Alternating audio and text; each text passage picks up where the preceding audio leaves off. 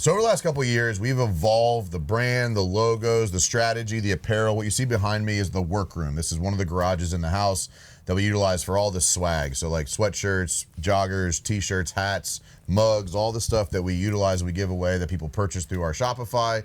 But ultimately, the brand itself has evolved tremendously over the years. And this is Ryan Weber. If you don't know Ryan has been my video guy for the last 3.5 years. Yeah, if you don't know me, you're very new.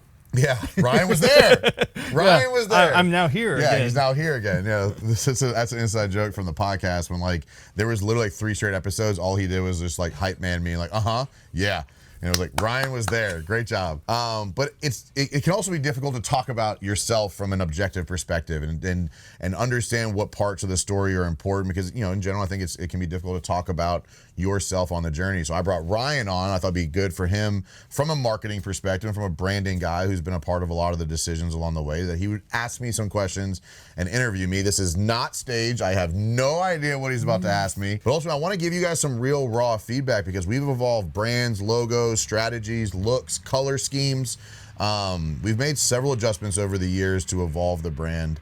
Even back when we had the caricature of us and I was holding the 2x4 as a stud, if you know that logo, you've been around for a while and we appreciate you. Yeah. But ultimately, Ryan, it's been kind of a journey, obviously. Yeah, no, both you and I have huge belief in branding. We believe in branding, and it's one of the most important things in building a long-lasting, sustainable business. Recognizable. Yeah. And it's searched for a lot. People want to build a brand, but they don't know what to do. And I feel like, done a pretty good job. You obviously are a big proponent of building this for your clients that are working with you. So from your perspective, and I'll ask questions to dive in further on things, okay. But what have you done to build such a successful, noticeable brand from the start? I think from the start, it's been consistent. You see so many business owners change strategies over the years or change impact or change, today they're Airbnb, tomorrow they're Bitcoin, then they're real estate experts. And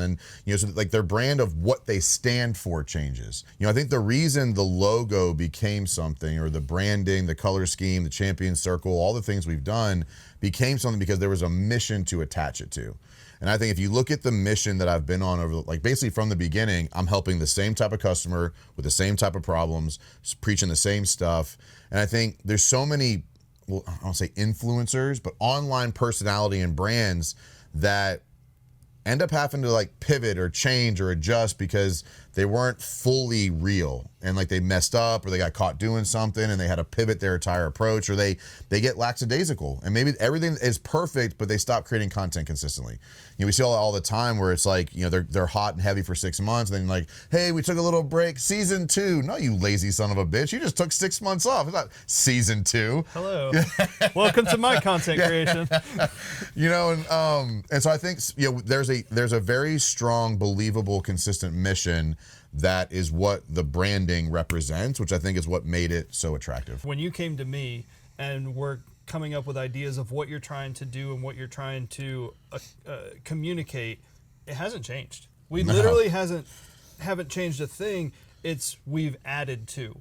And I think we're gotten deeper. Yeah, that's something I think people should hear about from how did you decide and when do you decide to pivot or change, or how does that kind of process work? Because you start with something and then either it grows or it didn't work and you either need to make a change or like you the add school to of construction selling.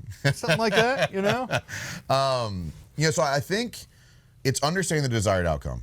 You can have beliefs all day, and you see people all the time, like they try to like push a message down somebody's throat. And what I think when pivots have happened for us in the messaging and in the way we've answered questions and the way that we've articulated what we're doing, what we're about, the mission's been the same. But I think it was learning how to effectively get the desired outcome with a customer. What I think I'm very good at, and now that my brand has kind of been an attractive to like-minded people, the brand is good at is having empathy for meeting people where they are and like delivering the product to them the way they need to see, hear, feel it to get the desired outcome. Like we want to make an impact. We want people to change their business, change their lives. And if you say things the same way that means something to you and don't adjust the tone, adjust the message, adjust the details, it's difficult to get to a more broad audience. We're touching 50 to 100,000 people a month with the content right now, just on the metrics we can see. You have to be able to be empathetic to how different people want to hear things, and on different platforms too. On different platforms, for sure. Long format, short format. I think also in the coaching, because I deliver the message live, right? I do live one-on-one coaching. You get feedback from people on like which way to say something landed the best. That's the good thing about doing live coaching. You get to and you do a lot of speaking engagements, and it's helped you build your content, which is a huge component of what you do to brand yourself and your business. But you get to read the room. You get to see their reaction. Like if they nodded to a certain point, you make a note, and you're like, or I'm going to use that in the video. If the whole audience is like looking, you're seeing the tops of everybody's heads, you're like, well, that message didn't land, right? You're like, oh, we lost them there. Right. I think a thing that most people don't understand, you hear the buzzword of brand. What is a brand? What do you call a brand? When you're building a brand, what are you doing? What is it that you're trying to achieve? It's a tough question to answer, right? Which is why so many people have different perspectives on it. For me, it's, at least the way I look at it, and this, you know me, I'm a very emotional person. My thought process is how does somebody feel when they hear, see, or experience the brand? That's the definition I give. It's how people feel when they see your name. And so when they see the logo, they see the Mike Claudio brand, they see the Big Stud podcast, because they're individual brands, but they all have to unify in believability, consistency, message, buy-in. The Champion Circle, Hall of Fame, Tattoos are for closers, right? We tested all these different things. We'll use Tattoos for closers, some leftover shirts right here that we made 3 years ago that didn't really land. Okay, we tested it. We learned, and we pivoted back. But I think if I look at my brand, because it's Facebook, it's my wife, it's my children, it's YouTube, it's Instagram, it's the podcast, it's my staff, it's my client base. I don't think enough people take that for what it's worth. My client base is part of my brand. I mean, when someone is at an event and they're wearing one of these big Win shirts or a Zero Doubt or a Win hat, they're representing you still. 100%. Even though they're wearing your brand, and they might not have anything to do with it and they just bought your merch, but it's still representative of you in some way, shape, or form. And that's why I've fired some clients, because I don't want a bad representation. I don't want someone oh, that's a Mike Claudio client? That dude's a piece of shit. I don't need that, because then it creates inconsistency and belief in the brand. And so it's not a single part. It's not a logo. It's not a color scheme, because what did Amazon mean before it was Amazon? Nothing. What did Microsoft mean before? Nothing. If people get when they start a business, what is the brand? What's the logo? What color scheme? What font? None of it matters. It doesn't matter. None of it matters. It's what does that represent is what matters. And I think the core values, the mission statement, the way that we operate, and the way that I make decisions aligns that no matter where I am, people know what they're going to get. Yeah. And so, let's kind of take people through a journey if they haven't been along for the ride. Where did you start? When you decided, I want to build my brand, and we're building a brand here, we're building a long, sustainable business, where did we start? What were you looking to do? Well, I mean, when it started, it was, what is the LLC name? That's kind of where it started. And I remember trying to figure that out because I coached for a period of time for free, not knowing in 2016, 2017, I didn't know this industry, right? How I know it today. Just helping people. I was just helping people. And then when I realized I should probably find a way to monetize this, then all those thoughts go through, right? It's what am I trying to accomplish? I'm trying to help people win faster and more often. That's actually how it started. When I'm and I was asking people, what's another way to say this? And I took things from different people, and that's where win rate came from. I was at what rate are you winning? Is it fast and often or not? That's as corny as it is. And your website and the messaging and the logo and the name has stayed the same since the beginning, because 100%. You had that North Star that you were always trying to achieve. It came from a mission. I built it for me, not for other people. Right. And I think people build things for what's going to be attractive to the audience. Well, your audience is going to change. Right. And if you build something to what your existing audience is, it won't last. It doesn't have longevity. Yeah. So you get all that built out. Then I think the first thing that happened is you tried a couple videos on your own. You said, uh-oh. And then you gave me a call. Why did you decide video was a thing that you wanted to do? So when I first started coaching and realizing how do I differentiate myself? And there was imposter syndrome for a long time that my first business was a business coaching company. In the remodeling company and the roofing company that I supported in growth, I was the number one employee, not the owner. And so there was some imposter syndrome there. So how do I differentiate myself? I remember sitting there thinking there's two things most people are terrible at: public speaking and video. And so I said, if I can get good at those two things, even if I'm not the best coach ever, I'll beat everybody who's not even willing to try. And that's where, like, I remember, like, I still look at some of those original, like, Facebook Lives I did in the old house. There's a video I posted yesterday. I saw it. That was the first video shoot. We did. Yep. It's the first video shoot I told we Cooper, did. I said, we shot this the first time. Someone else went back and re-edited to repurpose the content, but we shot this 4 years ago. I mean, it was at the old house on McLean Court. Yep. You know, remember where we shot, like, in the construction area? That's where the townhouse ended up being. Gotcha. So that's kind of crazy, right? But it's like, I'm going to get good at these two things. I don't understand the equipment. And you and I had a comfort level. It's not like I picked you out of a crowd or Google. We already knew each other. We knew each other. So, like, you were somebody I was willing to, you know, we'll say go through the growth, the pain, the struggle of, I knew we'd be able to communicate and go through, but I knew if I could be great at public speaking and great at video, I would beat everybody who wasn't even willing to try. And so you started putting that out on social media. You did that to build your brand and showcase what you believed in. And then the next evolution, I believe, was Facebook and Instagram. I think you were posting, and we said, you know what? Let's try this podcast thing. No, honestly, I think the first thing was let's stop using YouTube as a public Dropbox. Well, yeah, I tried to get that out of my memory. But I would take every video I shot on any device or platform and just upload it to YouTube because I wanted a YouTube channel. Yeah, shut up, Coop. I forgot about that one.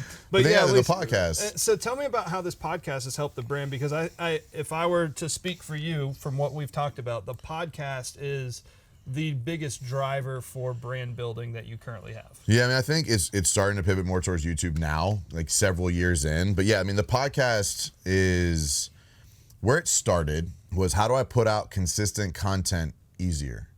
You know, and podcast is the simplest form of content to put out. You don't need video. Like, you can literally do a voice note on your phone to start. And I think you and I, like, as you had talked about, you were trying to start one with somebody, and I had thought about starting one, and we said, why don't we just start one together? And I had just finished kind of doing the first, we'll call, season of Remodeling the Carolinas. You know, so I tested it with someone else's brand first, and then figured out what I liked or didn't like, because I was using that co-working space to record originally. And so for me, it was like, how do I put out consistent content that is easier to produce? Because we had started doing video stuff because we were in the content cave. If you remember the content cave, again, you've been around for a while, we appreciate you. And it's back. It's coming back. It's back. But I think it was about simplicity. It was about how can we put out more content easier?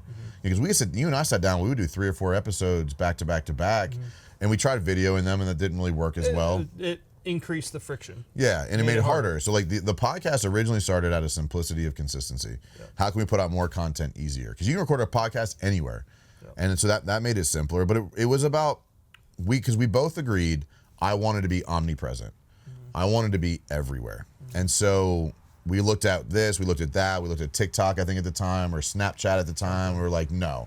Like, that's not where my audience is. We knew they're driving from site to site, and they need something to listen to. And we said, where do people move the needle in their business? Where do people go for answers?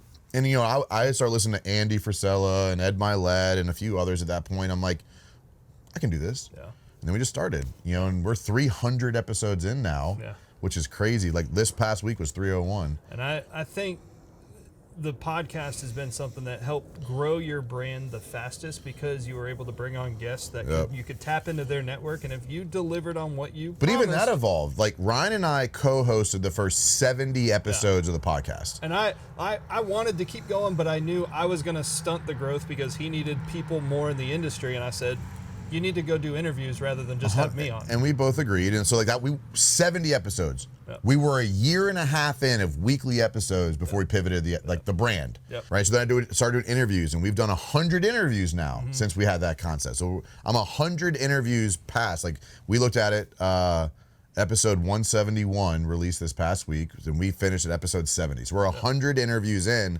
post that decision, and it was about, how do we grow the engagement? Well, we got to utilize other people's audiences. How can we build the brand more? I think people undervalue the utilization of other people's audiences. You know, you borrow the trust of that person with their audience. Well, if that person can trust them, then I can trust them, and then, like, it absolutely worked. The podcast has been on a consistent upward trajectory since we started it, you know, and we're not giant, right? Like, we're not getting hundreds of thousands of downloads a month, but, like, you know, we hit our first 10,000 download We're almost month. at 1 million, though. I'm big If about. you know about that, you've been around for a while. I had this goal of hitting 1 million downloads in like the first year, and we're nowhere close still. Yeah. I think after that, so the podcast started getting big.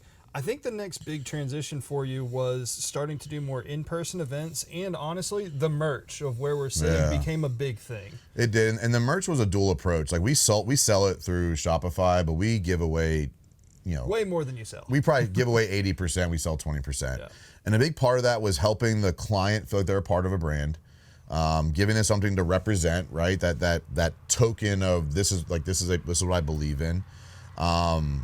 And then really like getting to events and being willing to represent it. I think a lot of people, I don't say a lot of people, I think some people are afraid to rep their brand sometimes. I think it comes across as chauvinistic or, braggadocious or whatever. I'm using big words right now, I don't even know why.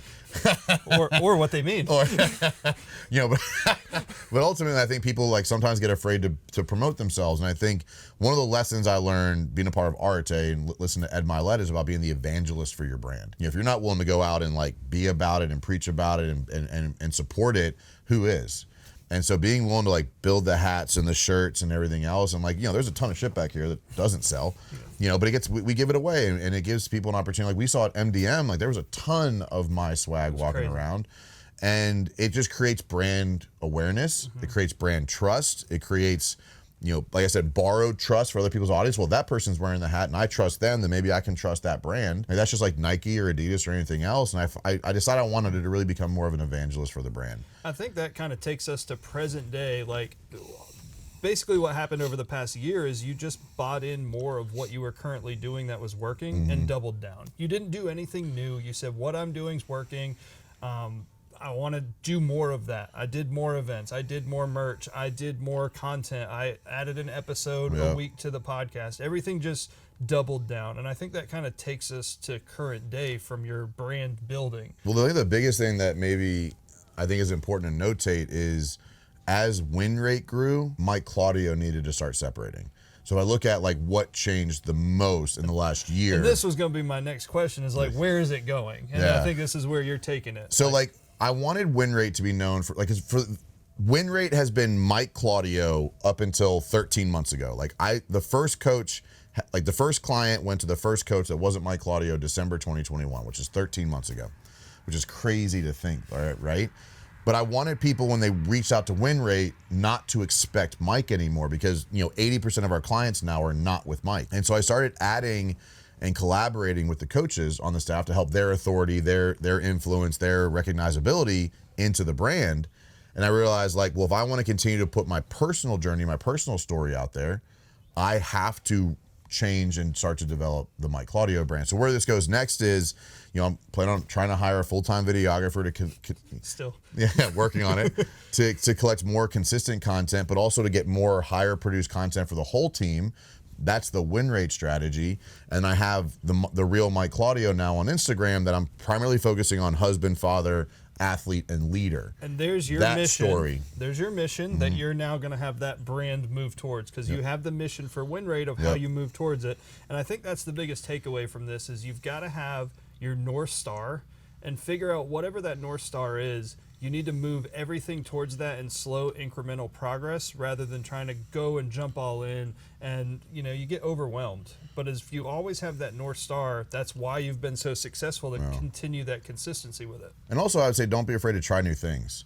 We've tried a lot of school construction selling. We put a ton of effort into, didn't sell. Tattoos are for closers, different color schemes, different words on shirts. What I believe is there's been intention behind the decisions, not just haphazardly doing things, but trying new things is how we've learned what works and what doesn't work, so we know what to double down on. We've tried TikTok, it's okay. We've tried YouTube Shorts, it's okay. We tried different types of podcast episodes. Some worked better than others. And I think if you don't try new things, you're not going to know how to formulate the next thing better. You're going to keep just doing things the same way over and over again, and that's great, but it doesn't evolve with the marketplace, doesn't evolve with where your audience is. Our audience is shifting significantly more to YouTube now than it is on the podcast. YouTube channel's growing at a much faster pace than the podcast is. And so it's okay, so now we're doing this. We're doing more intentional YouTube stuff, intentional looks, intentional, is it vertical or horizontal? And like now you get more intentional with what content's being created, what the tone is. Are we standing? Are we walking? Are we sitting? We get more intentional, but it's around things we've learned, around the different things we've tried. And I think so many people get afraid to fail or afraid to try new things that they don't learn the lessons they need to make it better. And that's just what we've been doing. Yeah, no, it's been a wild ride for the past kind of 4 years working with it, and it's been great. And, people out there that are watching, trying to grow their brand, like Mike has done, I work with a lot of different businesses, a lot of different industries. Mike's done one of the best jobs at building a brand that stayed consistent and true to what he believes in. So don't always do exactly what he's doing. Watch what he's doing and then do it in your own words and your own way. But he has done a very good job. And, I talk to people all the time, like, why is Mike so successful? He's just consistent. He's going to out-consistent you. He's going to just do it. That's all it is. Yeah. Like, you just do the work. And that's why this brand building has been so good for you and it's been so successful. And it's been very linear, too. Yeah, it's just consistency. Yep. That would be my recommendation for people that are watching this. Like, cool, Mike's awesome. Yeah, watch what he's doing and do it in your own way. Yeah, I think that's the journey. It's where we're at now. So continue to watch. The podcast will continue to evolve. The YouTube channel will continue to evolve. And, as you see the WinRate brand grow and we get more consistent with everybody on the team, it exponentially increases the multiplier of how many people we can impact, and which is ultimately the goal, right? Singular mission, that North Star, that lighthouse approach. So that's some of the questions from the guy who's been primarily responsible for the brand over the last couple of years. Obviously, Lindsay's played a big role in the editing and the creation of some of the logos and stuff. But Ryan and I have had a lot of conversation about where do I take the brand next, and it's been a great journey. Now I'm excited to do this video again in like 3 years. Like where we are then. But I won't guys, even be there. I'll just have to be like, hey man, that was a cool video I saw. But guys, as always, I put this content out to help you and pour into you and impact you so that you can go out and win fast and win often.